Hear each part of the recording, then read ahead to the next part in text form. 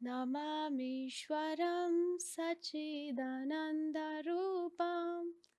लसत्कुण्डलं गोकुले व्रजमानम्।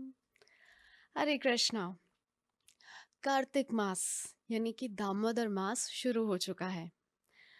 क्यों ये कार्तिक मास इतना महत्वपूर्ण है और क्यों ये कार्तिक मास भगवान को इतना प्रिय है?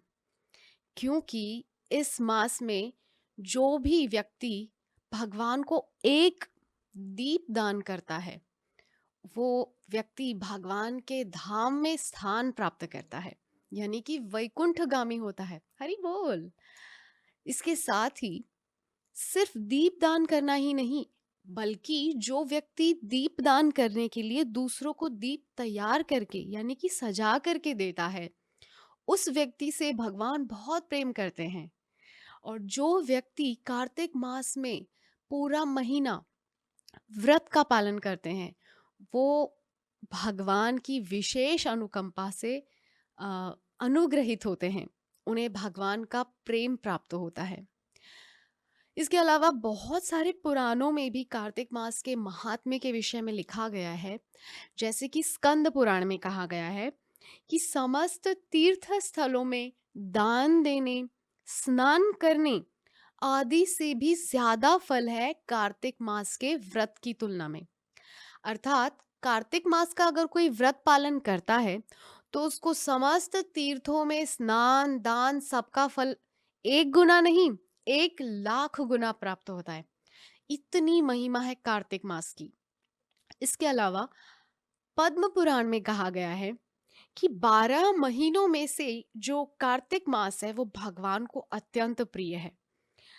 इस मास में यदि कोई भगवान विष्णु की थोड़ी सी भी पूजा करता है तो उसको भगवान विष्णु अपने दिव्य धाम यानी कि वैकुंठ में निवास प्रदान करते हैं।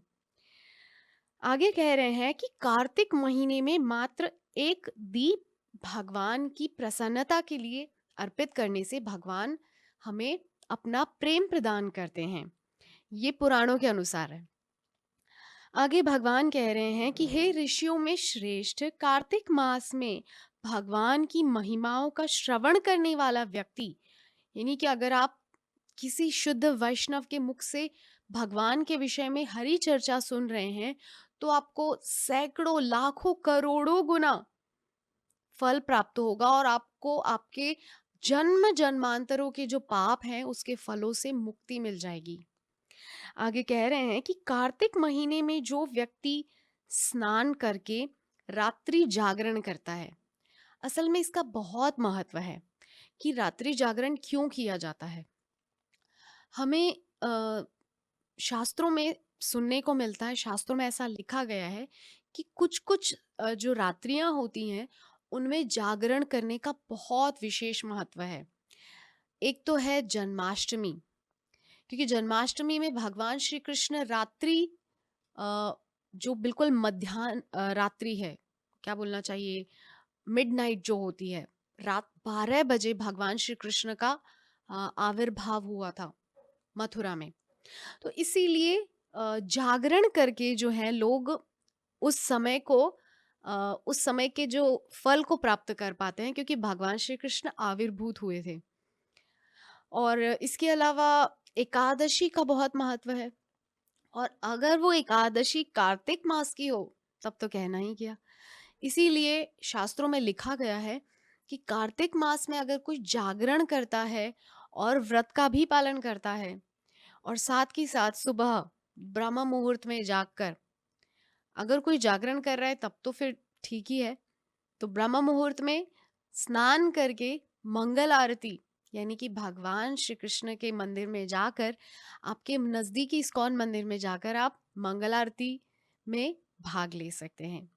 और मंगल आरती में भाग लेना बहुत ही ज्यादा महत्वपूर्ण है, क्योंकि भगवान श्री कृष्ण को बहुत प्रसन्नता होती है जब वो देखते हैं कि इतनी प्रातःकाल अवस्था में जो मेरा भक्त है वो उठ करके मेरा दर्शन प्राप्त करने के लिए आता है।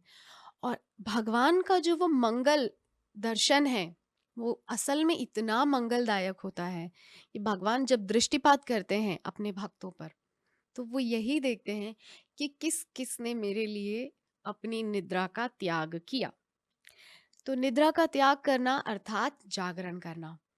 तो भगवान के लिए किसने अपनी निद्रा का त्याग किया, कौन भगवान के दर्शन करने के लिए मंगल आरती में आया, और अगर कार्तिक मास में ये किया जाए तब तो कहना ही क्या।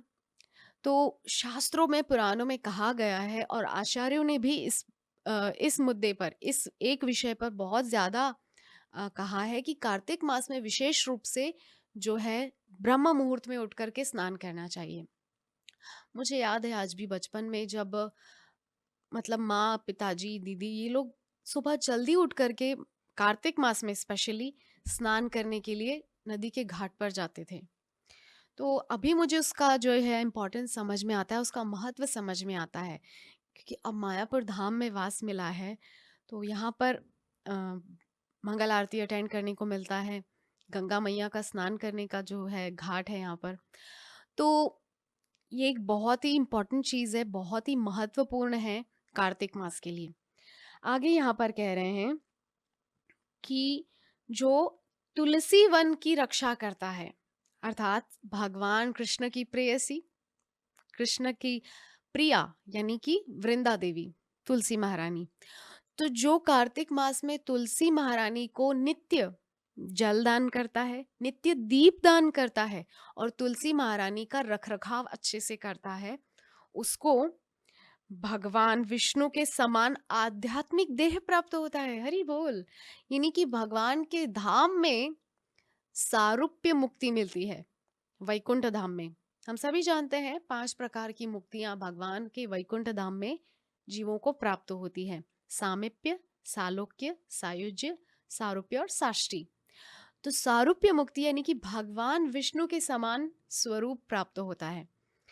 तो ये है कार्तिक के बहुत ही अद्भुत अद्भुत महत्व, जिसको हमने सुना।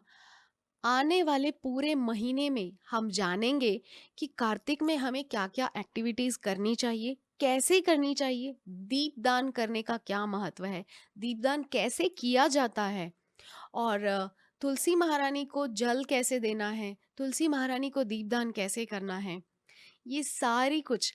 और सबसे महत्वपूर्ण दामोदर लीला, जो कि इसी कार्तिक मास में हुई थी, दीपावली के दिन। तो प्रयास करेंगे आपको हम हर दिन कुछ नया कार्तिक मास से जुड़ा और भगवान की लीलाओं से जुड़ा हुआ बताएं, ताकि आप लोग कार्तिक मास के महत्व को समझ सकें और आप अपने जीवन में भी कार्तिक व्रत का पालन कर सकें। तो पुनः आपसे मुलाकात होगी एक नए संदेश को लेकर, एक नई जानकारी को लेकर, कार्तिक मास को लेकर। तब तक के लिए हरे कृष्णा।